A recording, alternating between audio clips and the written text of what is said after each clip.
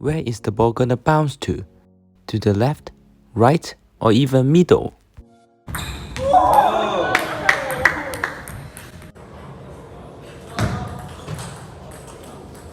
How about this? Today, I'm going to analyze how to read snakes.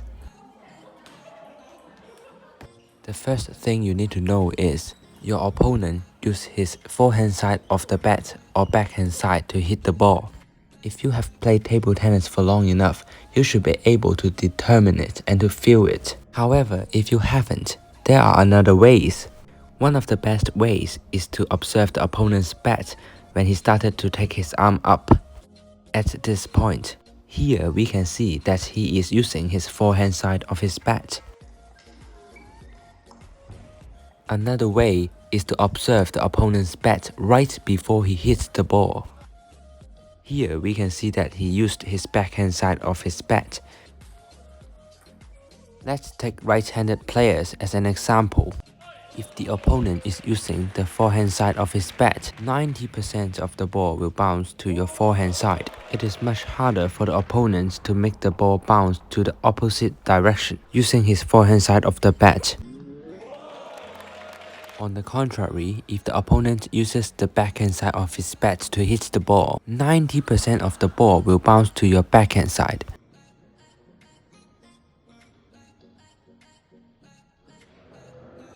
Then what is the 10%?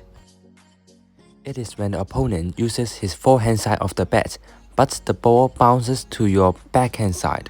Or when the opponent uses the backhand side of his bat, but the ball bounces to your forehand side. However, I can't find any clips as I've never seen people doing this actually. There are two tips to figure out that the opponent uses his forehand side of the bat, but the ball bounces to your backhand side. When players do this, they will have to lift their elbow up. Let's take a look at his elbow here.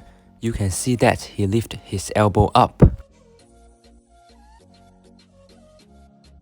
Here is another angle. So this is the 90%.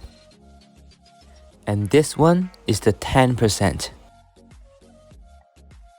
I hope you guys can spot the difference.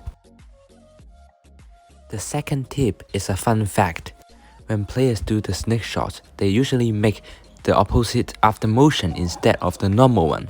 This is to confuse the opponent.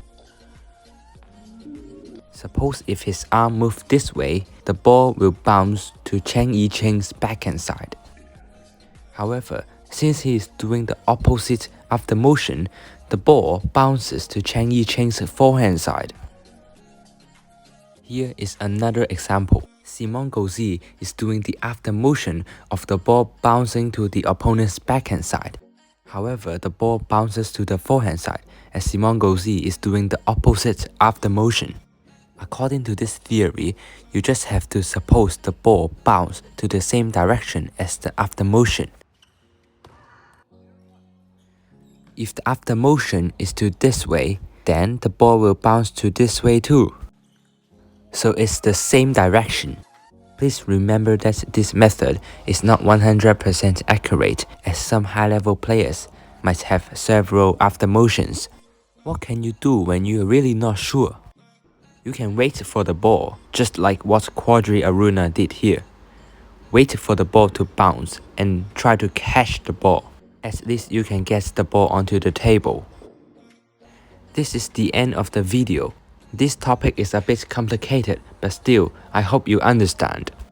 Don't forget to check out my website for some cool and inexpensive table tennis equipment. The link is in the description. Remember to subscribe to the channel for more high-quality videos. Thanks for watching.